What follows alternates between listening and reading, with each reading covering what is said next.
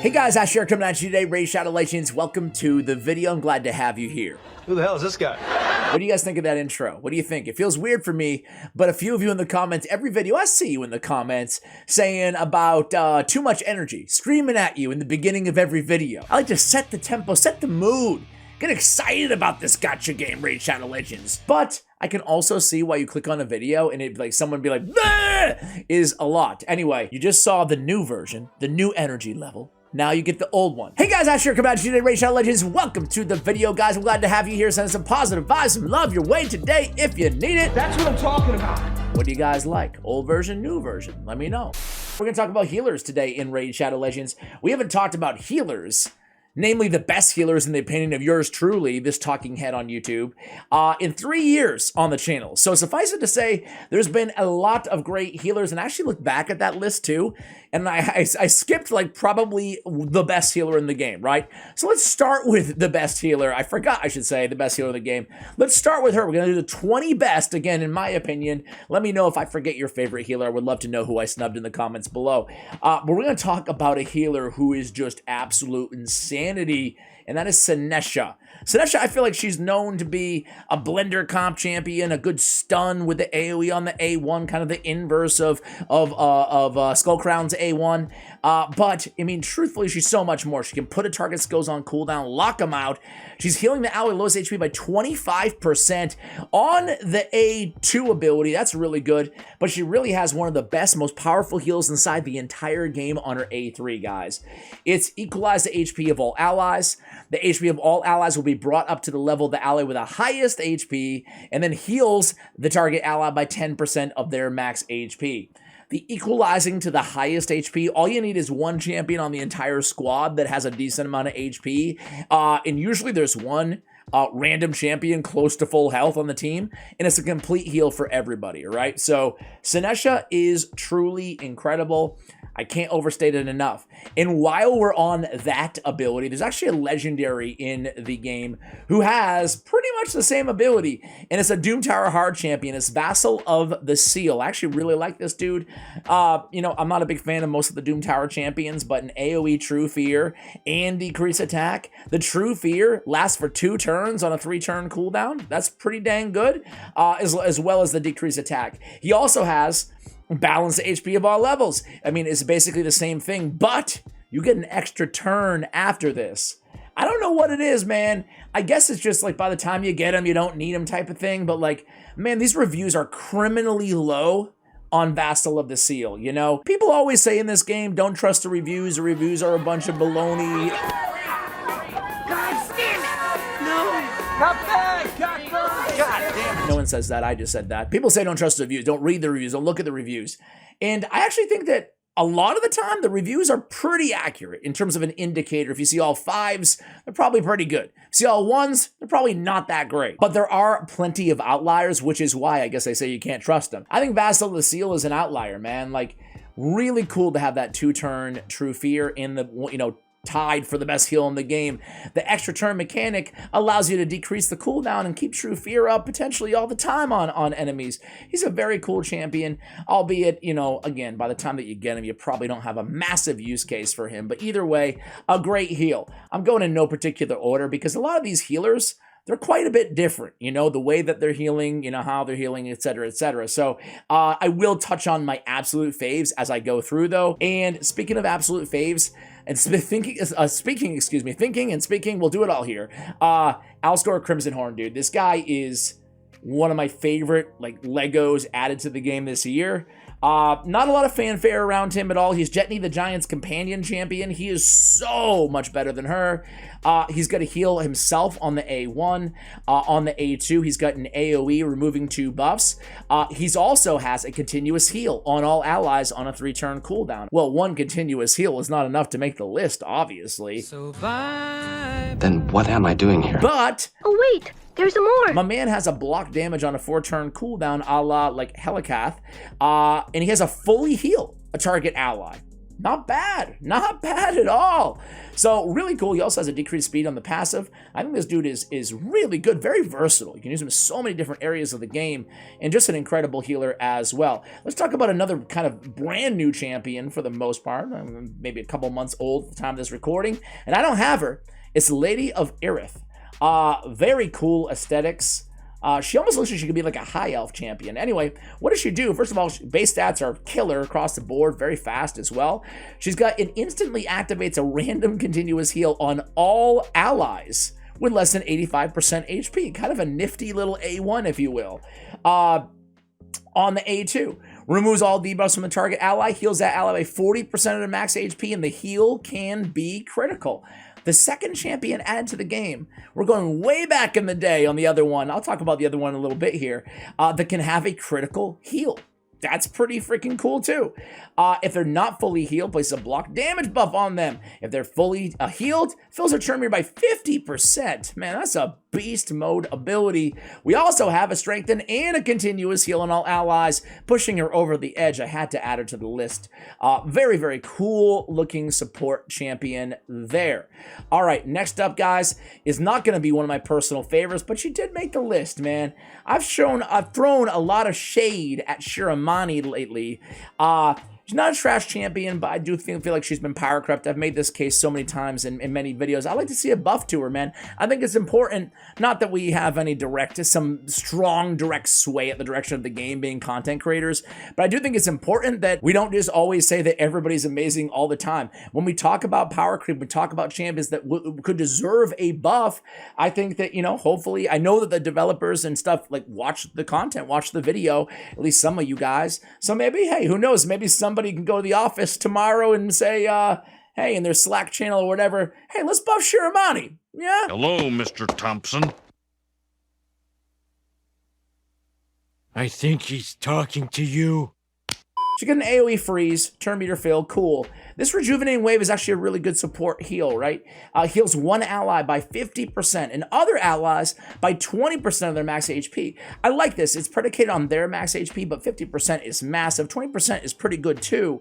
And then a continuous heal for 2 turns on targets with full HP. So man, we get a little bit of everything here in terms of healage.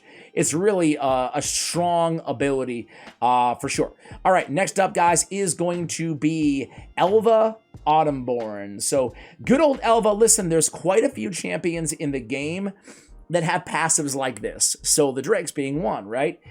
Heals each ally. Siphi has one very similar. Heals each ally by 10% of their max HP at the start of their turn. Also a perfect veil. So that in and of itself, I don't think is enough to put her on the list, because I'm not going to have like Doom Priest on the list, even though I love her, those passive heals, you know? But for me, I built Elva specifically to use an Ice Golem hard out of all places, right? I didn't know if I needed her in any other place, even though her kit is amazing. The cleanse, increased speed, block debuffs, all in one ability. It's very, very good. Has a 3-turn revival. But this A1... man, I underestimated how just incredible it is. It doesn't sound like much. A continuous heal for 2 turns on the ally with lowest HP. I want to say that Tawana Rock has a similar A1. There's probably a few of them out there. But man, every time she only has 2 active skills unless someone's dead, right? So every time she gets a turn, she's placing a continuous heal on the ally who needs it the most. Or she's coming in doing all this amazing stuff, and at the same time she's healing on the passive. Really good healer here in Elva. I was really happy with her, like incredibly happy with that champion. It's not like I thought she was good at first, but I didn't know she was that good, you know, very, very good. Brask, I think he's still got it, man. When we talk about healing, dude, you just build him with 100% crit rate, and that's it. Fills your champion's turn meter, okay, on the A1, on the A2, whatever. You're reading the kit as a new player, and you're like, okay, so where's the heals, dude? That's his only active abilities? It's the passive. Heals all allies by 10% of this champion's max HP whenever he inflicts a critical hit. So all you do is build him with 100% crit rate and build him with as much HP as humanly possible. You can put him in like a Guardian set for more survivability. He'll heal himself as well every turn. So there's a lot of different ways you can build him. Just straight out immortal, he'll heal himself at the same time, or just maximize HP and just life gear old school style. So Brask still has it. He can still put up just absolutely insane numbers in terms of his healing potential. All right, next up, guys, is going to be, let's go back down to Shadowkin for a moment here and talk about Rio Bone Spear. Man, this A3, actually her A1 has a continuous heal on the ally lowest HP and a 7.5 on all allies with 30% HP or less. Eat that, Elva! Oh, sorry, have I disappointed you? Of course not. Devastated. I was talking about a few champions have this, so well, this is one of them, right? Very good. Perfect body, though, is really the highlight of her kit. It's insane. Her A2 is great as well. Her passive is great as well. But a cleanse, a block debuff for 2 turns, and then a heal 35% of their max HP, and a further 5% for each debuff removed from them. A very, very, one of the more powerful abilities. I think I had a video probably around a year ago where I ranked the most powerful abilities in the game, and Perfect Body was absolutely on there. What a champion. I'm going to pick Mr. Volgoth, of course. One of the most unique and just potent healers in the game. He's got the provoke, he's got the triple hitter, increased duration of random debuff on the A1, but this festering dynamo, whenever he's hit, he heals everybody 50% of the damage received. 50% of the damage is received. That's a lot of damage. Great for boss battles, great for Bommel, great for Go Second Arena teams. Very good. It's 25% against boss attacks. He's also placing a leech and doing some cool provoke and cooldown on the Eerie Presence, his second passive ability. So yeah, Volgoth is just absolutely, I mean, he's great. He's a great, great healer, great support champion. That's how epics ought to be in this game, right, guys? Am I right? Next up is actually one that I think most of you probably are keen on how good of a healer Demitha is. But in case you aren't, let's talk about it for a second here, guys, because on her A2 Light of the Deep ability, increase the duration, decrease duration of all debuffs, okay? This is important. Increase duration of all ally buffs by 1 turn, incredible ability. Decrease the duration of all ally debuffs by 1 turn, great ability. We always talk about how powerful those are. The Sandlash Survivors, the Godseeker and Nerees of the world, right? The Demithas of the world. But also heals all allies by 2.5% of their max HP. What? That's it? 2.5? How'd she make the list, dude? Well, number one is she has a continuous heal on her A3 as well on a 3-turn cooldown, so that's extra healage. And then heals by a further 2.5% max HP for each turn added to or removed from duration of buffs and debuffs by this skill. It's not per champion. I think when some people read this for the first time, they think, okay, if I have like 2 buffs and 1 debuff, well, I get an extra, 7.5% to my heal, who cares? No, it's in totality, right? So all of the buffs removed or decreased duration or increased duration, they just make this into a big, big, big heal. Very, very good. Demitha is really exceptionally good all around in this game. All right, guys, let's go ahead and talk about probably, for my money, probably the best healer in a vacuum in the game. Well, let me take that back. Say something again. Say one more thing. Best PvP healer in the game for sure, and she's up there in PvE. That's what I thought. She's incredible, obviously. There's actually a boost going on, I think, yesterday or the day before for this champion. She's got speed in all battles. She's got someone randomly join the attack. She's got a cleanse here with a turn meter boost. She's got a resistance. She's got block damage. She's got a auto revive, all kinds of stuff. But this Font of Tenacity is, in terms of sheer numbers, it's like incredibly good. Fully restores any allies decreased max HP, and then heals all allies by 40% of this champion's max HP. Now, we talked about Senesha and Vassal and how powerful those are, and they are. But the thing about 40% is the highest in the game on an AoE heal. She's got it, right? So you can just take in her HP scales, not the best in the game, but it scales such that you can build her with 80, 90, 100, 110k, depending on where you are in the game, HP. Even heck, 60 and 70 is still good, and that's going to be a complete heal. for a lot of the other champions, the squishier champions on your team. So it's an incredible heal here. Even better than Wither's heal, which we'll get to in a little bit. Also has a shield and a protected strength and on the same freaking ability on a 3-turn cooldown. Yeah, she's just built different, let's be real. All right, guys, next is going to be one of my personal favorites, honestly, Grush the Mangler. He's a free champion for everybody. I think this dude is criminally underrated. He's a little bit too slow. I'd like to be him kicked. I see him. Be him. I'd like to be Grush.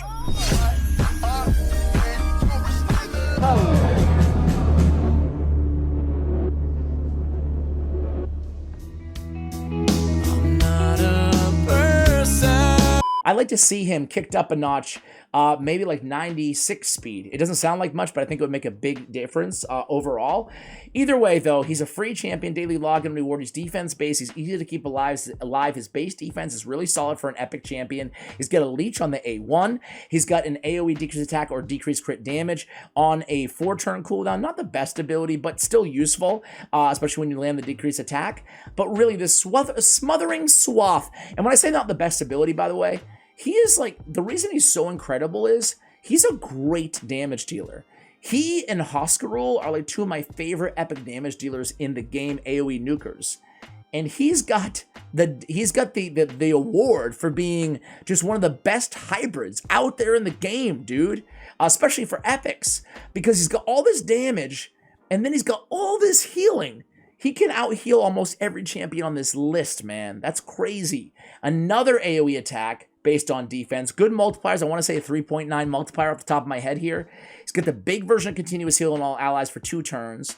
And then he's got an additional continuous heal on allies for 1 turn, as long as at least one enemy is hit with a critical hit. So he's coming with the big version for 2 turns and the small version for 1 turn. You'd be surprised. I'm sure a lot of you guys have invested and you're not surprised. But I think a lot of players would be surprised the first time they unlock him at just how much healing and damage Grush the Mangler can do. All right, guys, next up is going to be Operdin. Operdin Clanfather. Yeah, man, this guy's not that great overall, but he's an excellent healer. If you're just looking for healing and support, survivability on your team, just trying to clear that content in terms of a mid-game progression healer, you can't do that much better in terms of sheer heals than Operdin Clanfather. Again, underwhelming, you know, for the most part, but he can heal. An AoE on a 3-turn cooldown heals all allies 10% of this champion's max HP. Heals all allies under continuous heals by 15% instead. Okay. A3. Removes block buffs and heal reduction. That's nice. From all allies. And then places 2 continuous heals on all allies for 2 turns. Also has a 100% chance of removing a random debuff from all allies when booked. This is on a 3-turn cooldown. So he's got the good heal on the A2 and then the great heal on the A3. Every time a continuous heal buff heals an ally, fills that ally's turn meter by 5% on top of all that. Really good. I mean, he basically bumped out a champion like Battle Khazar from this list. Because frankly, when we just talk about healing, not overall, frankly, this Clan Mentor is a better ability, right? We get 2 continuous heals for 2 turns, and we get the extra stuff added on there, right? And he has the heal on the A2 on top of that, right? Which pushes him over the top. Anyway, very, very good healer right there. Next up, guys, is going to be, we don't have to move far here, it's good old Woad. Arguably the best sheer healer in the game now. She was the joke of Raid Shadow Legends for a long time. I'm going to be real with you guys. Her utility is still somewhat limited, you know, because the rest of her kit, she's really got pretty much nothing. She's got some block active skills. It's really awkward to build her to have high accuracy when we want to build her with, you know, for just to be an all-out healer. Anyway, removes all debuffs from this champion and 1 random debuff from all allies. Then heals this champion by 100% of their max HP. And heals all allies equal to 50% of the surplus heal. Afterwards, reflect damage on all allies, then grants an extra turn. The extra turn basically brings us down to a 3-turn cooldown, and it's almost a complete heal. You know, it's a little situational, but for the most part, it's a very, very, very powerful heal. The thing is, the rest of her kit is so, to me, again, it's very one-dimensional that I'm not sure you know, I would advise you guys go out and immediately remove her from the vault and invest, unless you just need that one, you know, big girl heal there. All right, guys, I said I was going to flag my faves. Rector Draft is definitely probably my favorite healer in the game personally. Only because, not only because she puts out heals like no other champion. Just incredible stuff. She will slow your runs down a lot because of her mechanics and her animation on this passive, but let's go through. She has decreased attack. She's got a 20% of this champion's max HP healing on the A2. After healing Perfect Veil, and then anybody without full HP gets a continuous heal on them as well, okay? Very good. But this passive, right? Keep in mind, she's putting the Perfect Veil on everybody, right? With full HP. She also has Perfect Veil on a Revival as well on the A3, right? Master of Ghosts. Whenever an ally under a Veil or Perfect Veil gets a turn, heals them by 10% of their max HP. So she's got the 10% max HP on the passive, and she's got the 20% heal and the continuous heal. For whatever reason, even when I'm reading it right now, it doesn't see, I mean, it seems like a lot, but it doesn't blow you away like some of these other champions. But this is one of the proof in the pudding situations. Every time I run a team with Rector Draft, I'm floored. I'm staggered. It's kind of like Grush. I'm staggered by the numbers that she puts up in terms of healage. It's insane. Even the Perfect Veil. Perfect Veil on a 4-turn cooldown, that's the standard in this game. That's what Duchess has. That's what, you know, Tatura Rhyme-High has, right? So, like, that's the standard. Perfect Veil is a 15% AoE damage mitigation. That's not even factored into her healing. She's such an incredible champion. A 109 speed on a Reviver is so good. People do not get, I think people generally like Rector Draft, but I still think she's underrated. Like, I think she's up there with the best epics in the game. I really do believe that. The only rare on the list is going to be Apothecary. I alluded to it earlier. Apothecary belongs on the list. I'm not trying to be cute and add him because he's a rare, and I just felt like adding a rare. But it's a 2-turn heal, 35%, and again, it can be critical. It's a big heal potentially, and it's on a 2-turn cooldown. Just a very good champion overall. He's got the speed boost, the turn meter boost. You guys know Apothecary, right? But I still think that 2-turn cooldown on that big critical heal, I think he deserves a spot on the list here, guys. All right, guys, we have 4 left, okay? Skytouch Shaman, of course. Also known as one of the premier healers inside Raid Shadow Legends. This is one of those kits that I think the first time you read it, you're like, super thrown off and like, wait a second, she's putting all this crap on herself? That sucks. First of all, aesthetically, I don't know what it is. But I have a little thing for the bird, I guess. Yeah, true. In AoE, heals by 15% of the damage inflicted if this champion has less than 50% HP. Boosts the champion's turn meter if they have more than HP. On the A2, we have a cleanse, a block debuff, revive on death. It's on a 4-turn cooldown. It's like a mini version, but it's very good still, of a Cardial's A2 ability. And then the passive, Bloodstain Ritual, damages the champion by 10% of max HP at the start of each turn. Heals all allies except this champion equal to half of this champion's current lost HP. So you just want to stack as much HP as humanly possible on Skytouch, and you're going to get some massive heals. Plays a decreased speed debuff on this champion and a fear debuff on this champion for 1 turn. That all sucks, not going to lie. But if you like big heals, she's got it. Very cool champion. That A2 is exceptionally good if you don't have, again, a Cardial on your squad, right? And you're looking for that sort of a cleanse and revive on death and block debuffs all in the same ability, right? All right, guys, 3 left. Let's go ahead and go to this guy is really cool.